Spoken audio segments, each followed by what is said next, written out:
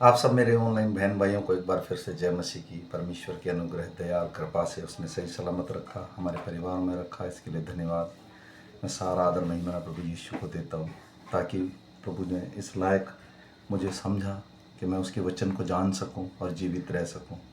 इसलिए मैं विश्वास करता हूं जो मेरा ऑनलाइन बहन भाई से सुने, परमेश्वर उस पर आशीष और दया सदा बनाए रखे और इस वचन के द्वारा उन सब की अगुवाई करे।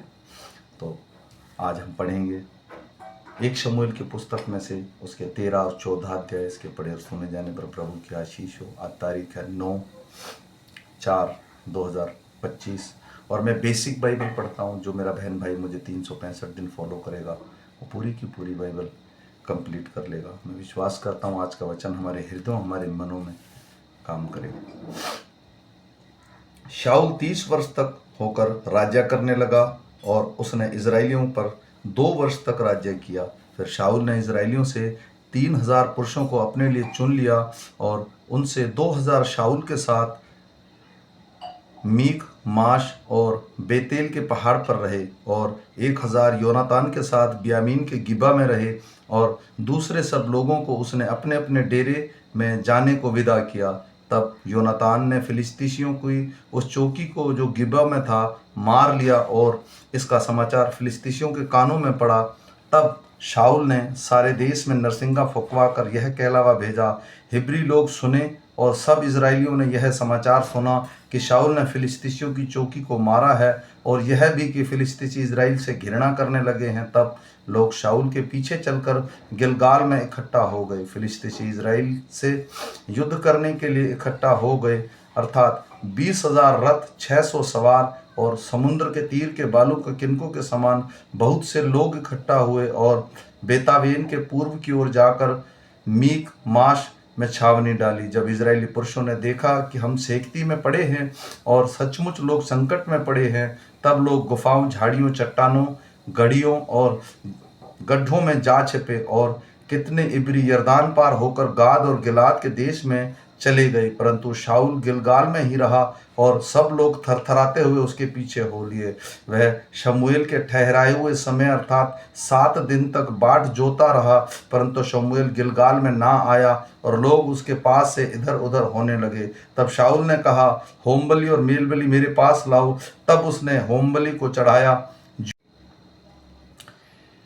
ज्यों ही वह होमबलि को चढ़ा चुका तो क्या देखा कि शमूएल आ पहुंचा और शाऊल उससे मिलने और नमस्कार करने को निकला। शमूएल ने पूछा, तूने यह क्या किया? शाऊल ने कहा, जब मैंने देखा कि लोग मेरे पास से इधर उधर हो चले और तू ठहराए हुए दिनों के भीतर नहीं आया और फिलिस्तीसी मीकमाश में इकट्ठा हुए हैं, तब मैंने सोचा कि फिलिस्तीसी गिलगाल में मुझ पर आ पड़ेंगे और मैंने यहोवा से विनती भी नहीं की। अंत मैंने अपनी इच्छा ना रहते हुए भी होमबलि चढ़ाया। शमूएल ने शाऊल से कहा, तूने मूर्खता का काम किया है। तू तो अपने परमेश्वर यहोवा की आज्ञा को नहीं माना, नहीं तो यहोवा तेरा राज्य इजराइलियों के ऊपर सदा स्थिर रखता। परंतु अब तेरा राज्य बना ना रहेगा। यहोवा ने अपने लिए एक ऐसे पुरुष को ढूंढ लिया है जो उसके मन के अनुसार है, और यहोवा ने उसी को अपनी प्रजा का प्रधान होने के लिए ठहराया है, क्योंकि तूने यहोवा की आज्ञा को नहीं माना।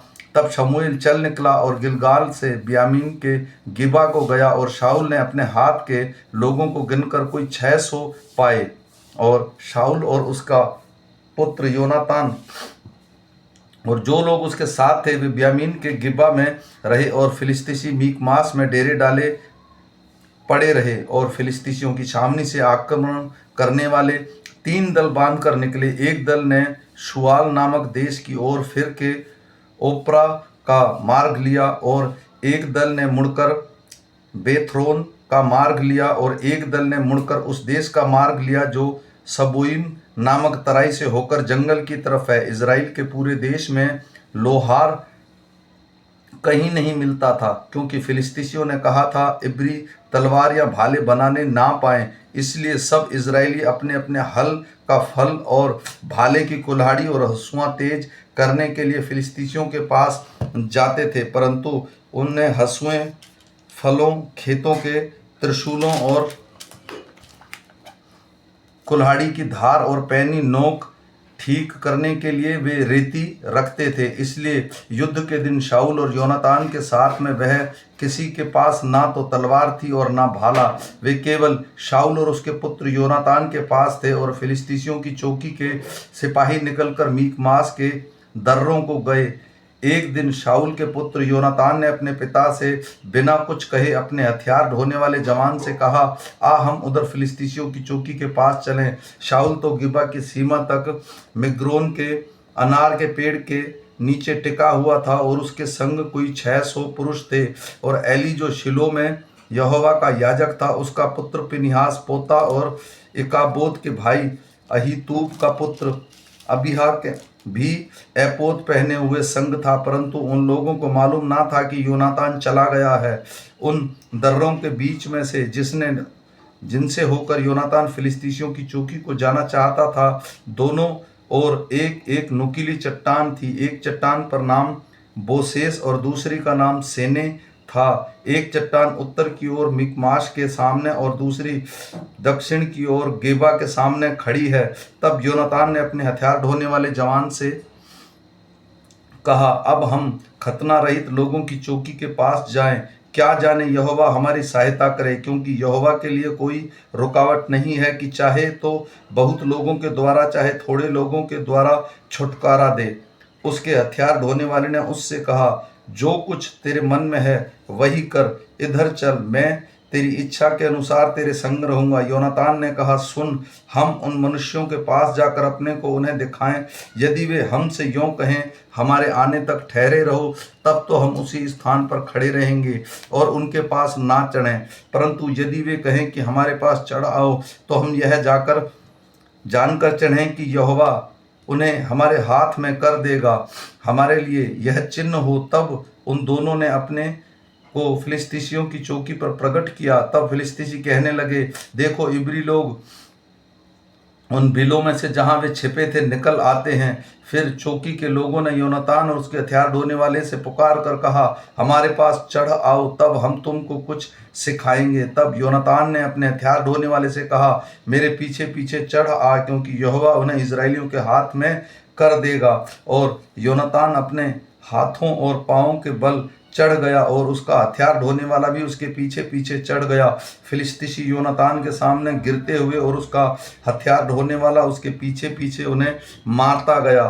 यह पहला संगार जो योनातान और उसके हथियार ढोने वाले के द्वारा हुआ, उसमें आधे बीघे भूमि पर 20 एक पुरुष मारे गए। और छावनी में और मैदान में और उन सब लोगों में थरथराहट हुई और चौकी वाले और आक्रमण करने की थरथराने लगे और भूमि भी भूकंप भी हुआ और अत्यंत बड़ी घबराहट हुई। ब्यामीन के गिबा में शाऊल के पहरुओं ने दृष्टि करके देखा कि भीड़ घटती जा रही है और वे लोग इधर उधर चले जा रहे हैं। तब शाऊल ने अपने साथ के लोगों से कहा, अपनी गिनती करके देखो कि हमारे पास से कौन चला गया है। उन्होंने गिनकर देखा कि योनातान, उसको हथियार ढोने वाला, यहाँ नहीं है।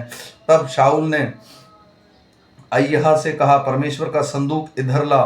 उस समय परमेश्वर का संदूक इजराइलियों के साथ था। शाऊल याजक से बातें कर रहा था कि फिलिस्तीसियों की छावनी में हुल्लड़ अधिक बढ़ गया। तब शाऊल ने याजक से कहा, अपना हाथ खींच ले। तब शाऊल ने उसके संग के सब लोग इकट्ठा होकर लड़ाई में गए। वहां उन्होंने क्या देखा कि एक एक पुरुष की तलवार अपने अपने साथी पर चल रही है और बहुत बड़ा कोलाहल मच रहा है। जो इब्री पहले फिलिस्तीसियों की ओर थे और उनके साथ चारों ओर से छावनी में गए थे, वे भी शाऊल और योनातान के संग के इजराइलियों में मिल गए। इस प्रकार जितने इजरायली पुरुष एप्रेम के पहाड़ी देश में छिप गए थे, वे भी यह सुनकर कि फिलिस्तीसी भागे जाते हैं, लड़ाई में आ उनका पीछा करने में लग गए। तब यहोवा ने उन दिनों इजराइलियों को छुटकारा दिया और लड़ने वाले बातेवन की परली ओर तक चले गए। परंतु इजरायली पुरुष उस दिन तंग हुए, क्योंकि शाऊल ने उन लोगों को शपथ धराकर कहा,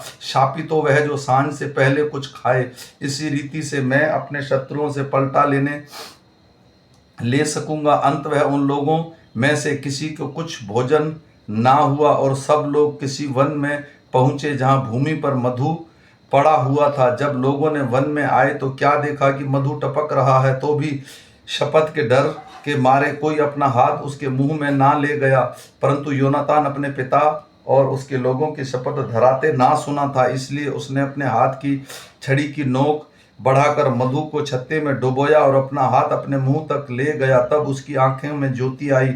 तब लोगों ने, एक मनुष्य ने कहा, तेरे पिता ने लोगों को कड़ी शपथ धरा कर कहा था, शापित हो वह जो आज कुछ खाए। और लोग थके मांदे थे। योनातान ने कहा, मेरे पिता ने लोगों को कहा कष्ट दिया है, देखो मैंने इस मधु में थोड़ा सा चखा और मेरी आंखें कैसी चमक उठी हैं। यदि आज लोग अपने शत्रुओं की लूट से जिसे उन्होंने पाया मनमाना खाते तो कितना अच्छा होता। अभी तो बहुत अधिक फिलिस्तीसी मारे नहीं गए। उस दिन वे मिकमाश से लेकर अयालोन तक फिलिस्तीसियों को मारते गए और लोग बहुत ही थक गए, इसलिए वे लूट पर टूटे और भेड़ बकरियां और गाय बैल को छोड़ लेकर भूमि पर मार के उनका मांस लहू समेत खाने लगे। जब उसका समाचार शाऊल को मिला तो लोग लहू समेत मांस खाकर यहोवा के विरुद्ध पाप करते हैं। तब उसने उनसे कहा, तुमने तो विश्वासघात किया है, अभी एक बड़ा पत्थर मेरे पास लुढ़का दो। फिर शाऊल ने कहा, लोगों के बीच में इधर उधर फिर के उनसे कहा, अपना अपना बैल और भेड़ शाऊल के पास ले जाओ और वह बलि करके खाओ और लहू समेत खाकर यहोवा के विरुद्ध पाप ना करो। तब वे लोगों ने उस रात अपना अपना बैल को जाकर वहीं बलि किया। तब शाऊल ने यहोवा के लिए एक वेदी बनाई, वह तो पहली वेदी है और जो उसने यहोवा के लिए बनाई। फिर शाऊल ने कहा, हम आज रात को ही फिलिस्तीसियों का पीछा करके और उन्हें भोर तक लूटते रहें और उसमें एक मनुष्य को भी जीवित ना छोड़ें। उन्होंने कहा, जो कुछ तुझे अच्छा लगे वही कर। परंतु याजक ने कहा, हम यहीं परमेश्वर के समीप आए। तब शाऊल ने परमेश्वर से पूछा, क्या मैं फिलिस्तीसियों का पीछा करूं?